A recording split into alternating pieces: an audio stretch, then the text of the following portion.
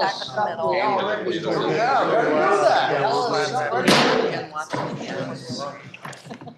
Senate will please come to order.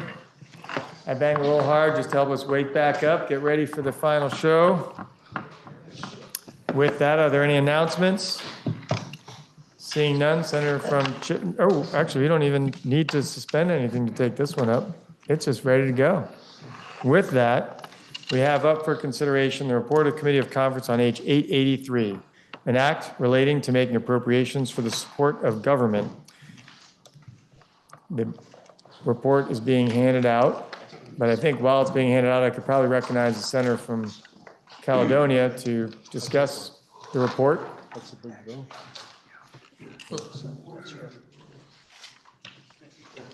The report apparently is in your addendum. So if you have an addendum, look at your addendum. If you don't have an addendum, let us know and we'll get you one. Senator from Caledonia.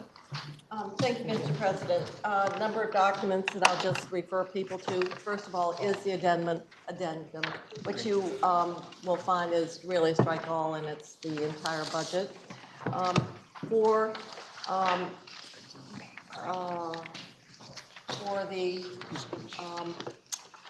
summary of the changes that we made in the Committee of Conference, I reduced it to one page. And then this sheet is just a way of looking at how we are making our contingent appropriations. And the last document is the web report, which you can track from what the governor proposed to what was in the other body's budget, and then what we have in the Committee of Conference. Although I've been asked to go through section by section, and I really thought that I would make myself very popular if I did that. I think the document to look at is this one pager, because people are going to want to say, what did you agree to that wasn't in the bill that we passed? And so, first of all, one thing that we had assumed was revenues from the streaming tax, and that bill did not move forward. So actually, we reduced the level of spending from what we passed in terms of the general fund from what we had passed before. What we do have here is where we made changes in base appropriations. Those would be where we are making ongoing obligations, and this would be general fund. So I'm not going to go through them all, but there had been some, we did agree with the other body to fund the homeless shelter for youth in St. Albans. The other area that was not general fund, but I think is really important, is 1.2 million out of the opioid settlement money to support our recovery residents, which will add more beds and also make the ones that we have more operationally viable. The next ones are the one-time appropriations.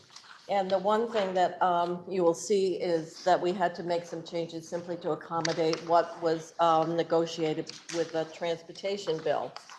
We also agreed with the other body to provide 211 coverage for 24/7. We have done it for five days rather than 7 days. And then, as you may have remembered from when we did the EO bill originally, we had actually moved 25 million into the one-time appropriation to help buy down the property tax rate increase. So 25 million is about 12 million is 1 cent. So it's about 2 cents that we're using one-time money to help reduce the tax rate. Then you can see how we had to, by moving the 25 up, we just simply had to move other one-time appropriations down. And then the other area that we had probably the most discussion was around our emergency housing. And we had in the budget, as we passed it out of the Senate, we had negotiated with the other body in terms of what the rules and the parameters would be. That was revisited in the course, and I just thought it would be helpful for you to see the parameters. It's really targeting the vulnerable households. There is no cap during the winter months. There is for the more temperate months of 1,100. an 80-day limit, which is fairly significantly greater than the 28 days now. We did incorporate, so when you're voting for this budget, you're voting for the Pay Act, which is over $30 million for state employees. The budget that we passed had the 3% for our community-based organizations, which was not in either the governor's proposed budget or in the House budget as passed. So the 3% increases for our mental health agencies, our SSAs, and so forth are all in this budget. We also have really made significant progress, and there was concurrence on what we did to address the judiciary backlog and the funding there. And with the pretrial supervision, they also concurred with our funding to reduce the deficit target, structural deficit for Vermont state colleges.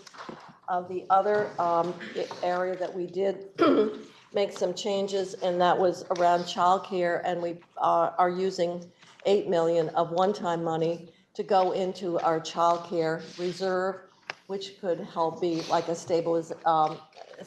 into our childcare special fund to serve as a reserve for that program.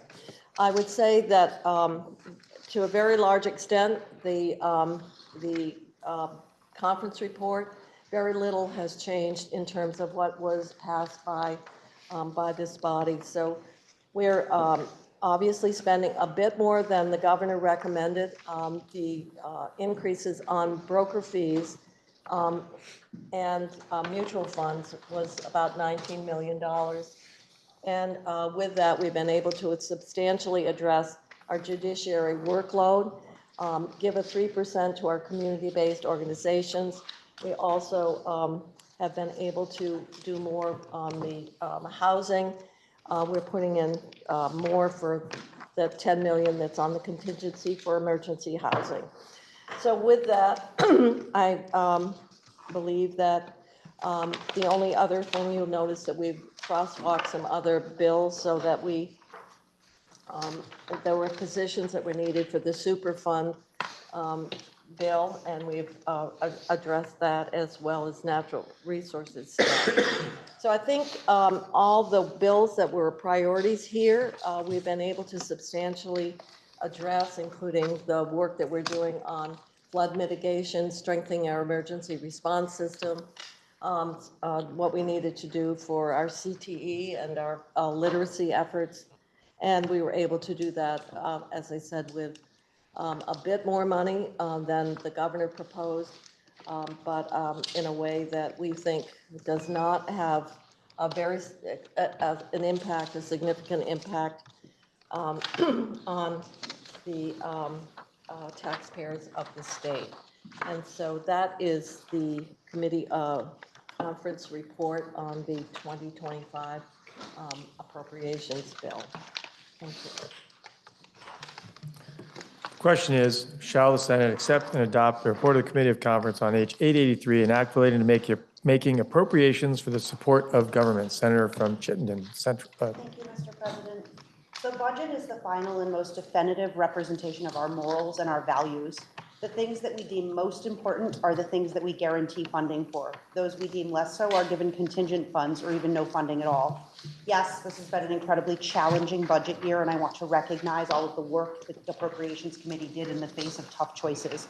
We are facing a confluence of many crises that have grown over the decades: a climate crisis, an opioid crisis, a public education crisis, a housing crisis, a mental health crisis, a workforce crisis.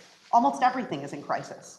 And this didn't happen overnight. It happened because of decades of underinvestment in those who most need it, and a slow delegitimizing, defunding, and privatization of our public institutions. In order for us to get through, we have to embrace and invest in real change. Additionally, we are facing more immediate crises like the July, August, and December floods, COVID. Really, it's a perfect storm, much of which is of our own making. In this context, when Vermonters are struggling to pay their bills, this one included, A year when our schools are crumbling and people are crying out for relief, it is unfathomable to me that we would make it the choice to give high-paid, non-union statutory workers a 6.4% raise without the Pay Act even coming to the Senate Committee of Jurisdiction. If the exempt employees making over $100,000 a year simply did not get a 6.4% raise, it would free up $8.8 million to invest in the children who are food insecure, or the people that may be forced to freeze to death without shelter. In a year when the governor has spent all of his time demanding that we further defund our public institutions that support the most vulnerable, he seems happy to accept the 6.4% raise that will make him the second highest paid governor in the country. A year in which he disdainfully told the General Assembly that they don't deserve livable wages given the budget crises we are facing. The investments in high-paid executives and the lack of investment in the people who cannot afford housing flies in the face of my values, and therefore I will be voting no.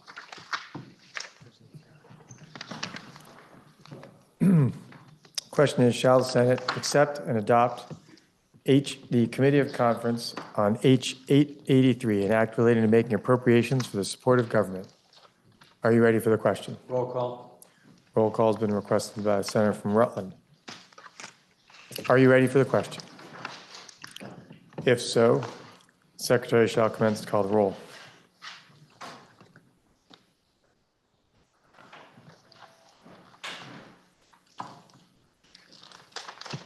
Senator Baruch. Yes. Senator Bray. Yes. Senator Brock. Yes. Senator Campion. Yes. Senator Chittenden. Yes. Senator Clarkson. Yes. Senator Collmore. Yes. Senator Cummings. Yes. Senator Bewley. Senator Hardy. Yes. Senator Harrison. Yes. Senator Hashim. Yes. Senator Ingalls. Yes. Senator Kitchell. Yes. Senator Lyons. Yes. Senator McDonald. Yes. Senator McCormack. Yes. Senator Norris. Yes. Senator Perschlick. Yes. Senator Ron Hinsdale. Senator Sears. Senator Starr. Yes. Senator Bihowski. No. Senator Watson. yes, Senator Weeks. Yes. Senator Westman. Yes. Senator White. Yes. Senator Williams. Yes. Senator Renner. No. Senator Bewley. Senator Ron Hinsdale. Senator Sears.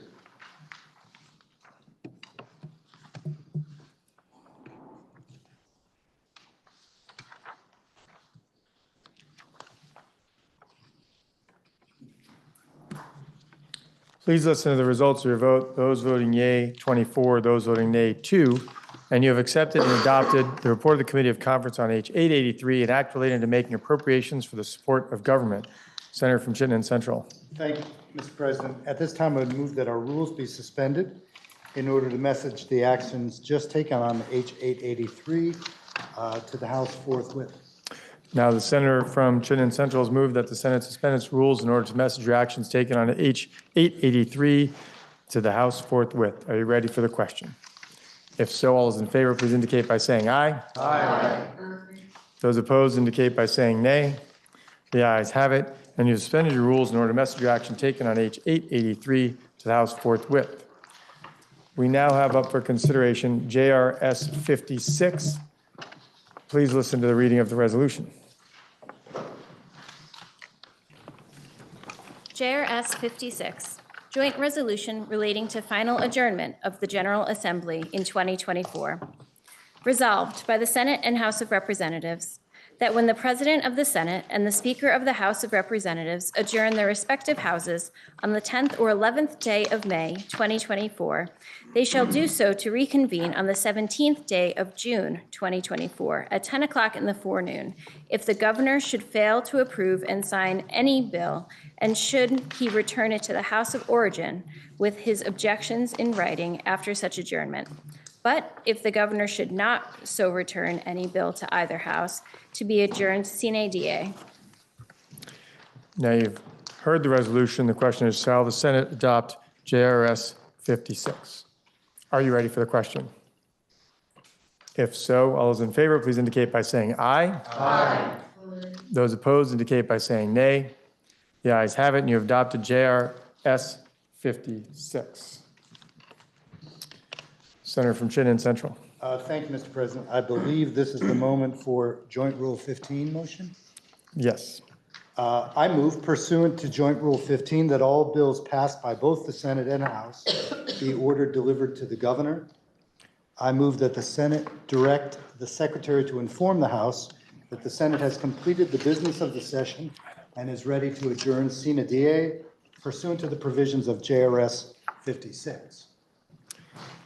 I believe we have two, let me double check.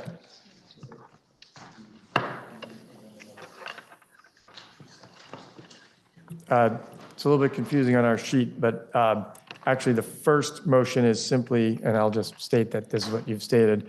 The senator from Chittenden Central moves that pursuant to Joint Rule 15, that all bills passed by both the House and the Senate be ordered delivered to the governor. Are you ready for the question? If so, all those in favor, please indicate by saying aye. Aye. Those opposed indicate by saying nay. The ayes have it, and you have moved pursuant to Joint Rule 15 that all bills passed by both the House and the Senate, or Senate and the House, be ordered delivered to the governor. Now, the next motion's Ms. Senator from Chittenden Central. Thank you, Mr. President. I move that the Senate direct the Secretary to inform the House that the Senate has completed the business of the session and is ready to adjourn sine die pursuant to the provisions of JRS 56. Now, the senator from Chittenden Central moves that the Senate direct the Secretary to inform the House that the Senate has completed the business of the session and is ready to adjourn sine die pursuant to the provisions of JRS 56. Are you ready for that question? Senator from Addison. May I inquire of the presenter of the motion? You may.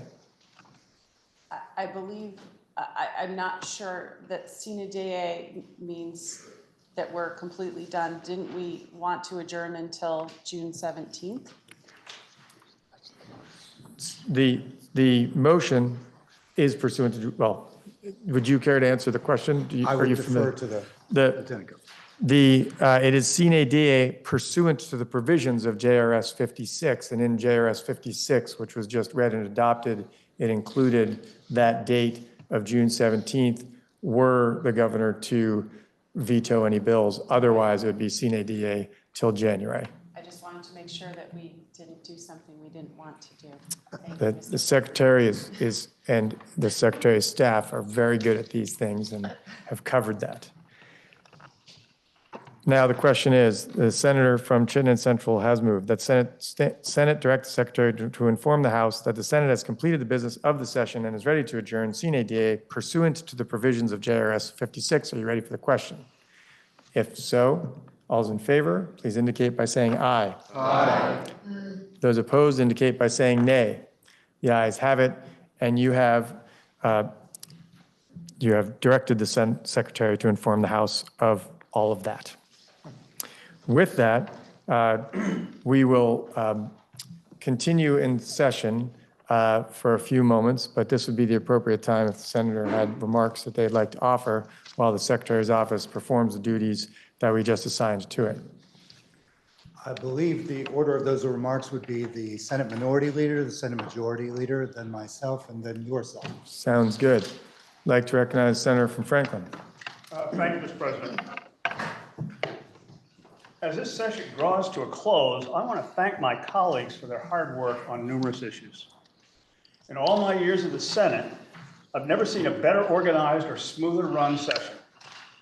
Coordination between the bodies defied imagination, and we achieved results that I could never have envisioned. We now have a state mushroom. And I'm especially proud that we have created a new class of fast-growing jobs, making study committee appointees the 5th largest occupation in Vermont.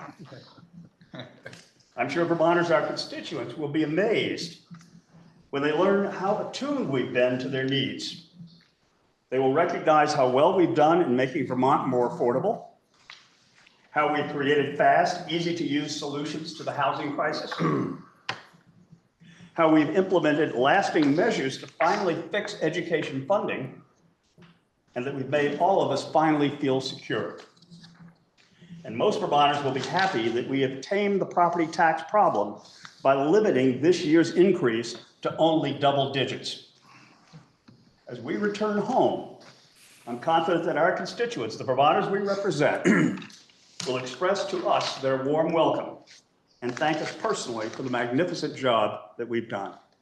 Thank you, Mr. President. I'd like to recognize the Senator from Windsor.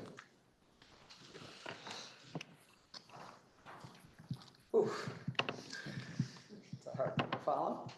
Well, this has been a hard session. I think this is perhaps the hardest session of my 20 years here in the State House. It began in the wake of a natural disaster with a state recovering from terrible flooding.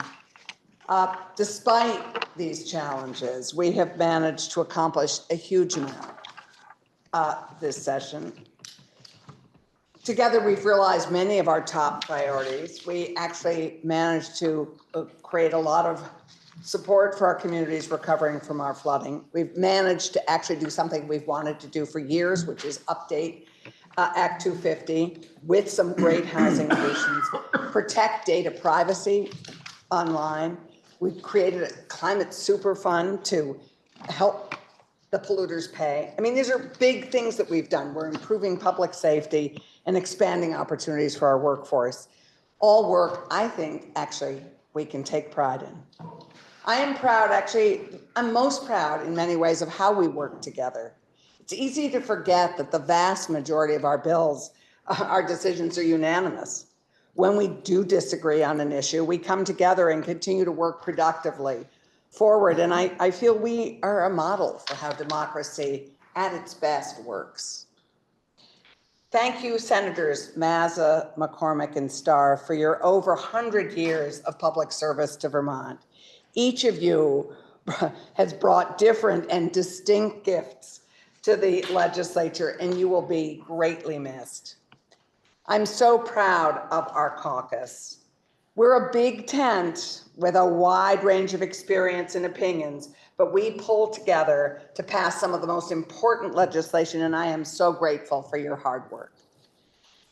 Thank you to the wizards behind the curtain who enable so much of our work, our splendid secretary and his incredible staff, legislative council, JFO, IT staff, kitchen staff, and our enabling State House staff, and to our president of the Senate and Lieutenant Governor. Thank you to my partners in crime, the Assistant Majority Leader, Andy. You are so calm and unflappable. We are a good match. And Becca, our social media communications queen, your irrepressible enthusiasm for all new challenges makes every day a pleasure. Thank you to my counterpart, Randy. Senator Brock, you are a productive policy partner. Maybe not on the mushroom, but on many other things. And I appreciate our straightforward work together. To our chief of staff who manages to juggle so many bills at the same time, brava, Ashley Moore, you have managed all of us creatively and with grace. We thank you. And as he finishes his first biennium, I want to thank our pro tem for leading our tripartisan Senate so well. You've helped negotiate and land so many of our top priorities. You listen, you're fair, and I appreciate your patience and wisdom. Thank you, Senator Baruth, for your vision and leadership. And my promised end of session haiku, flood recovery, improving life in Vermont, proud public service. Senator from Chittenden Central. Thank you for those remarks, minority and majority leaders. I have said it before, I'll say it again. This has been a dark year, but it has been an amazing biennium. And I want to just give a sense of how far we've come. So when we started last year, we started with 10 new senators and 20 veterans.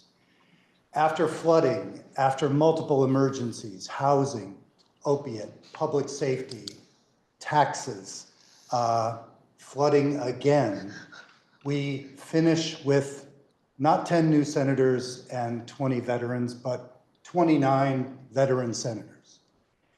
We no longer have Senator Mazza with us. but everybody who remains in this chamber now is battle tested. And that's the truth. So I could not be more proud of the 10 new senators.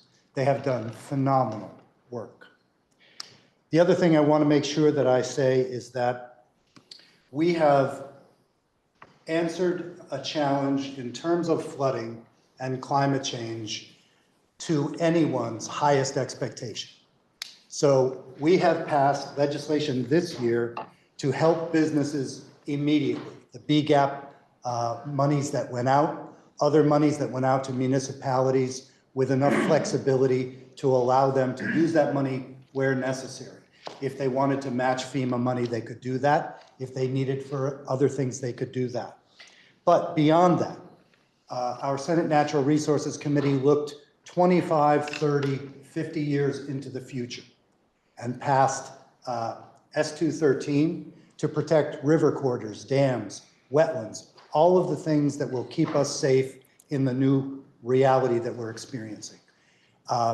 The Government Operations Committee, I believe it was 311? 310. Similarly, comprehensive legislation designed to take us through emergencies in ways that we have never envisioned. But beyond that, historic childcare legislation, what some are calling the best year for environmental legislation in recent memory, maybe in a generation. Major gun legislation, legislation from the Judiciary Committee to try to aid us in the public safety crises we're experiencing in all of our major downtowns. So retail theft, drug use, all of the things that are threatening the downtown experience that we associate with Vermont. Those are all huge achievements. And again, I couldn't be more proud of the way the Senate has performed. I want to make sure I say a few thanks personally. My leadership team has been amazing. So in terms of vote counting, vote whipping, all of the things we look to them for, they have performed to perfection. And then the Senate staff and the Senate secretary. I lean on you every single day. You have never once disappointed me. So I treasure you. Lastly, Ashley Moore. As you have all said, she is an incomparable resource for the Senate. When I hired her, I knew that she would be a wonderful pick. She has turned out to be just indescribably perfect for this job. So with that said, Mr. President, I want to again thank you for the example you set for us and the way you keep us in line. It has been much appreciated. Thank you.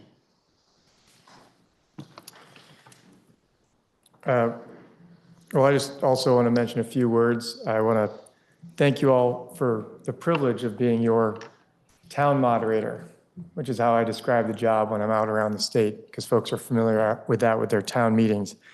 It's an incredible honor to have this opportunity.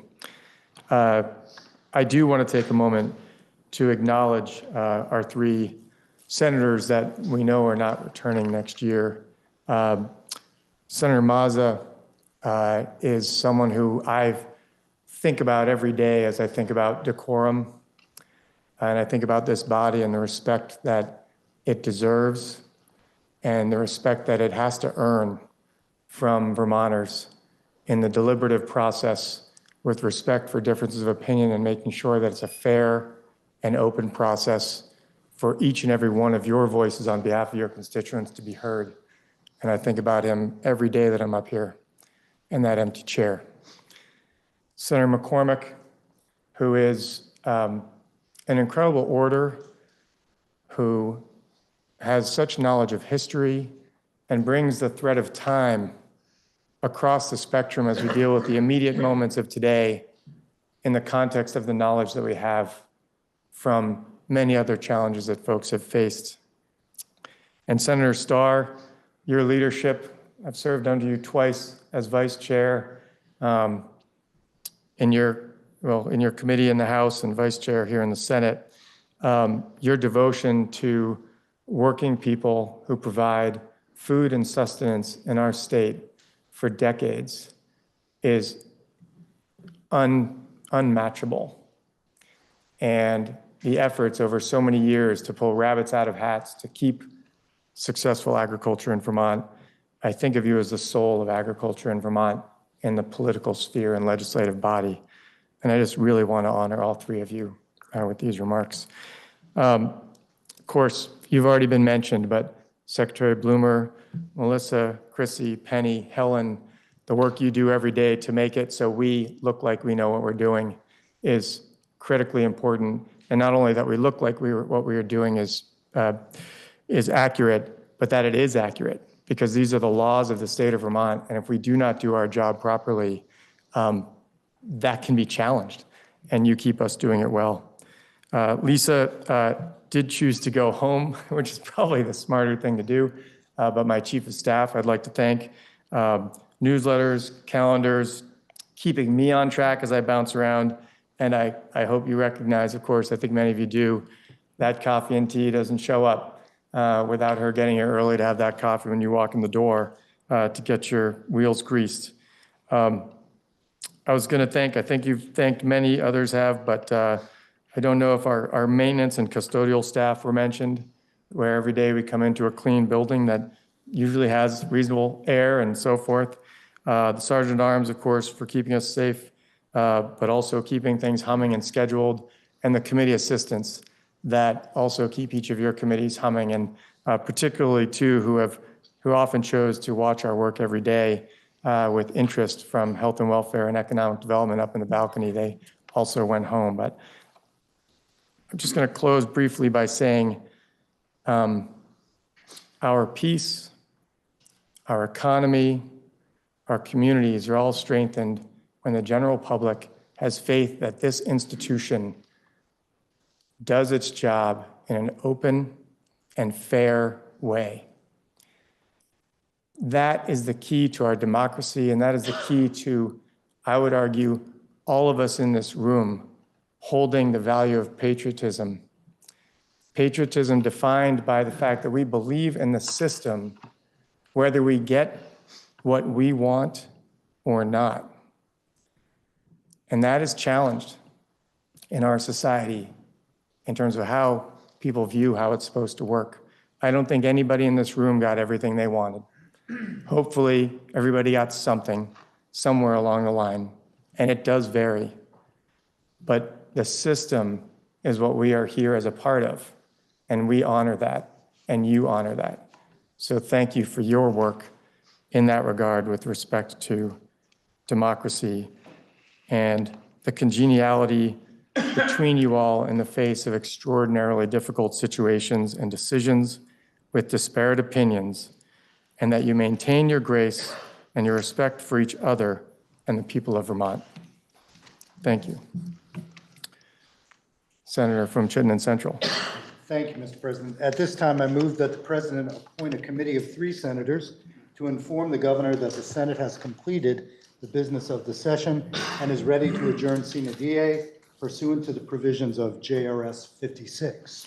Now, the senator from Chittenden Central moves that the president appoint a committee of 3 senators to inform the governor that the Senate has completed the business of the session and is ready to adjourn sine die pursuant to the provisions of JRS 56. Are you ready for the question?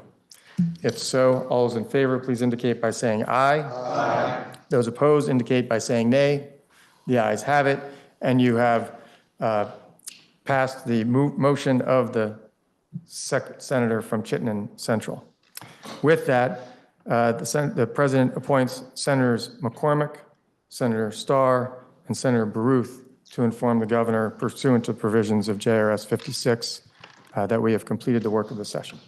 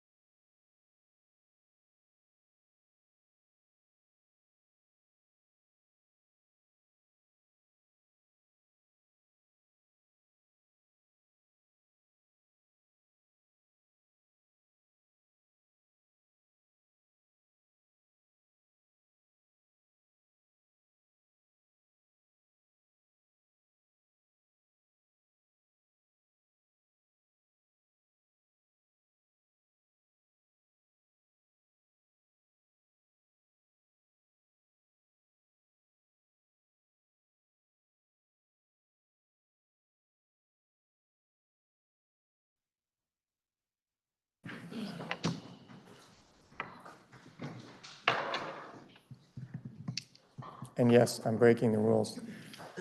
Please welcome the Governor of the State of Vermont, the Honorable Philip Scott.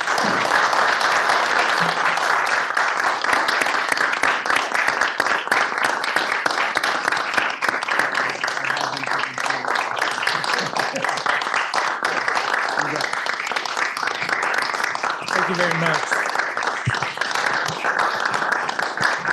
Thank you.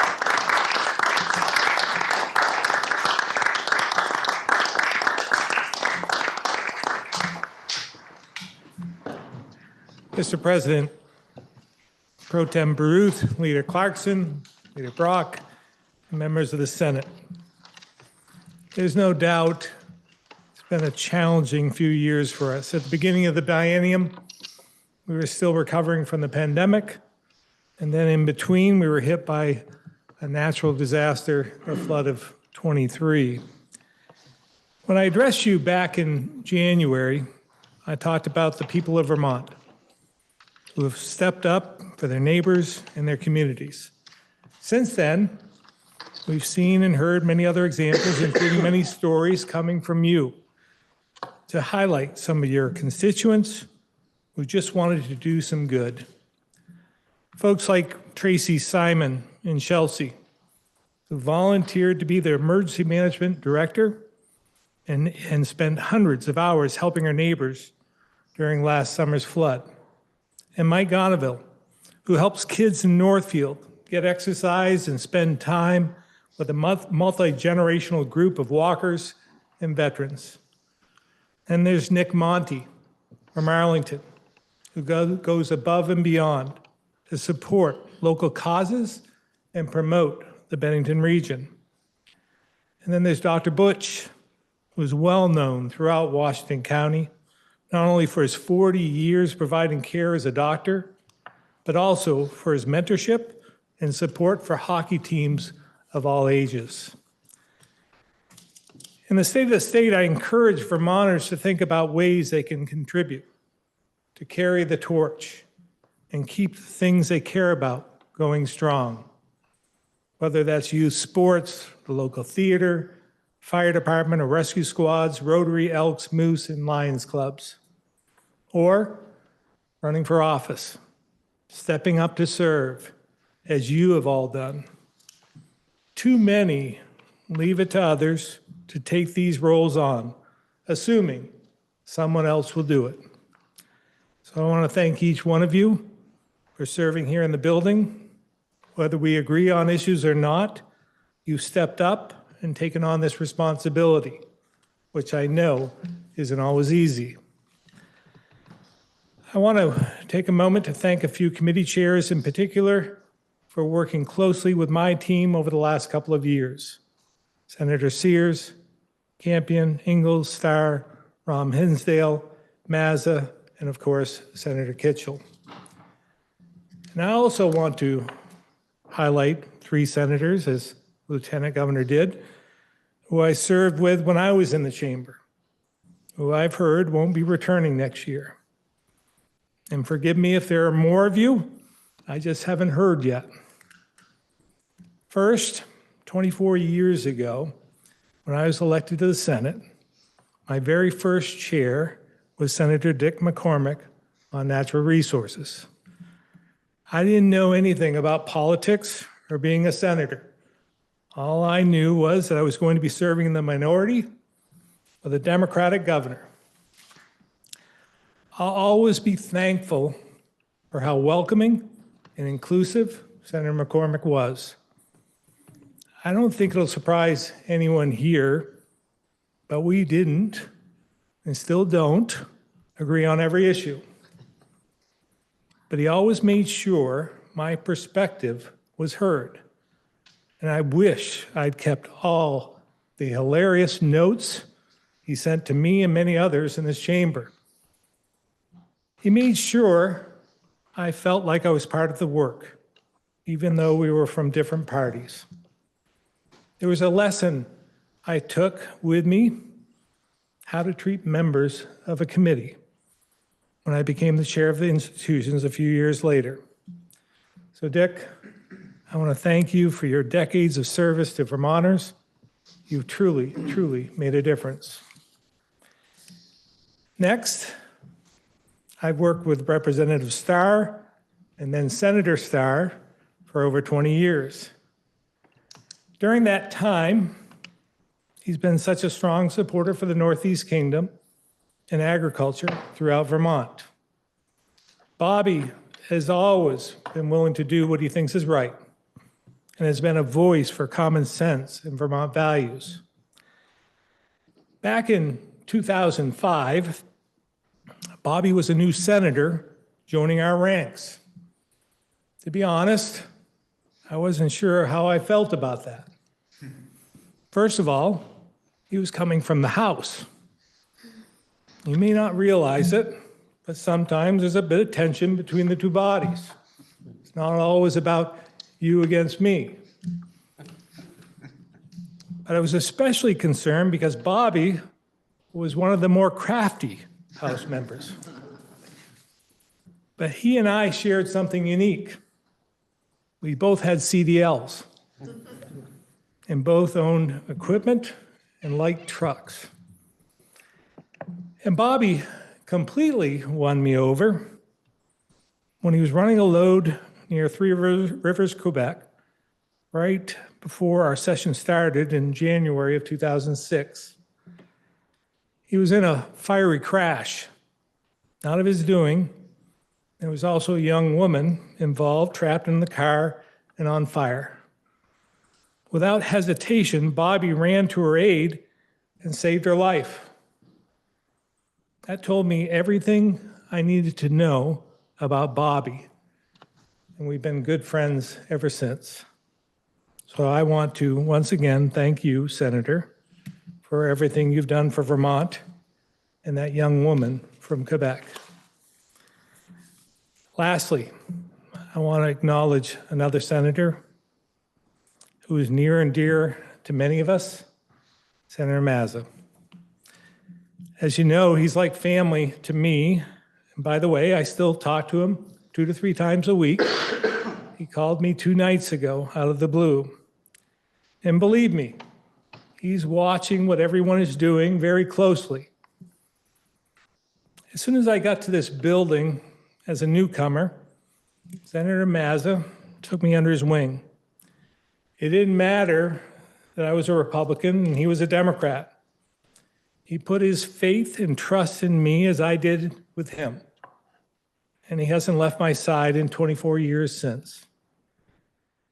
Senator Mazza was truly the conscience of the Senate, and I can't think of anyone who cared more about this institution than he did. In all honesty, it's been very difficult for me, and I know many of you, to be here without him. As the 3 senators I mentioned certainly know, the work done in this building impacts Vermonters in every corner of the state, whether they voted for us or not. And it gives us an opportunity to make a real difference, especially when we work together. That's why in my budget address, I said there are so many things we can achieve, so many shared goals we can reach if we take the time to get it right, focus on the fundamentals, and follow through to make steady progress at a pace Vermonters can afford. I think most of us want the same thing. Vibrant neighborhoods full of families breathing life back into communities. Healthy and safe kids filling classrooms and reaching their fullest potential. Great jobs with solid employers, entrepreneurs from all walks of life, and a thriving, growing economy. We just have a different vision on how to get there. And after this session, it's clear we have a little bit more work to do. But again, I want to sincerely thank you for your service. I'm sure our paths will cross before you know it. And if they don't, I wish you a more peaceful summer than we had last year. And to all the moms in the room, happy Mother's Day. Thank you.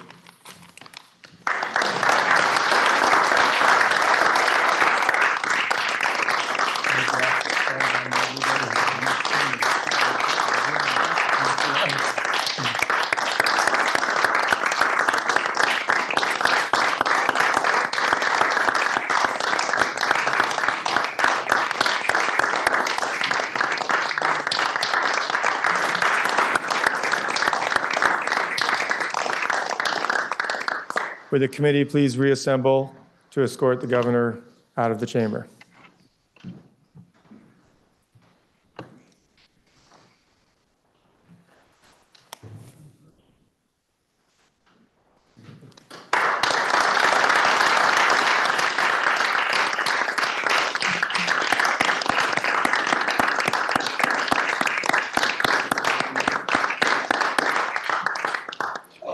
We'll take a brief recess.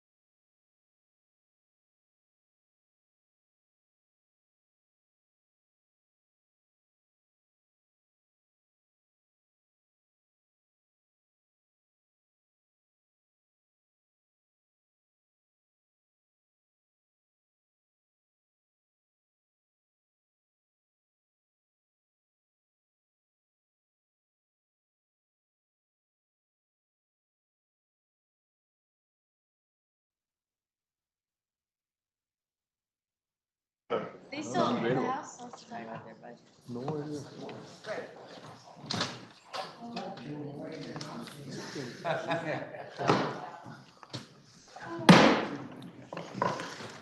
Senate will please come to order. Senator from Chittenden Central. I believe with a look to the Senate Secretary that it's time for the final motion.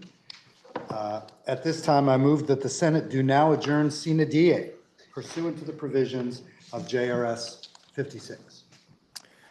Now, the senator from Chittenden Central has moved that the Senate's do now adjourn sine die pursuant to the provisions of JRS 56. Are you ready for the question?